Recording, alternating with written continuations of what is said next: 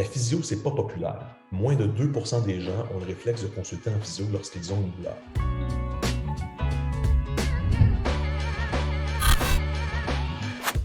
Il est temps de parler à nouveau de la place de la physio dans la société, cette place que nous, comme professionnels, on veut lui faire pour le bien de nous tous, de la physio, mais surtout pour le bien de la population.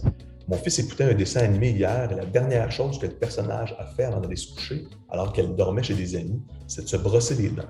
Ça m'a frappé. Nommez-moi une chose aussi puissante et qui fait partie de la vie de tous les jours que le brossage de dents et qui est immense pour le brand des dentistes, mais qui est propre à la physio. On n'en a pas vraiment. C'est seulement 10 à 15% de la population qui consulte en physio chaque année. C'est 68% chez le dentiste, même si ça coûte 4 à 5 fois plus cher qu'en physio. Pourtant, c'est 20% de la population qui souffre de douleurs chroniques. C'est 80% des gens qui auront au moins une douleur en 2022. Le dentiste est fortement associé à la santé bucco-dentaire, qui est associée à la santé physique. Car la voix, à quel point c'est important dans notre société la santé physique versus la santé mentale, la santé bucco-dentaire, l'alimentation.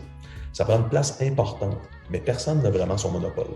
On travaille dans à peu près la seule sphère en sciences de la santé, les blessures et la douleur, où le client nous challenge par rapport à sa prise en charge. Pourquoi? Parce qu'on a des connaissances qui sont de plus en plus disponibles sur Internet. Parce qu'on parle d'abord de connaissances bien avant des habiletés motrices comme une chirurgie par exemple. Parce que sans que le patient le sache, c'est bien connu qu'environ 50% de ces gains sont en lien avec ce que la recherche appelle le non spécifique, qui est probablement plutôt une question de bonne communication et de relations thérapeutiques dans les faits. On offre un service de soins de santé.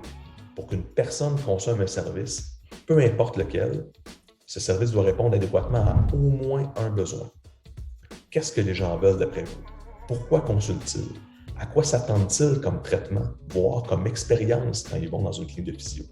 Il faut se poser la question, mais il faut surtout poser la question à nos patients pour qu'ensemble, on développe le réflexe physio dans la population.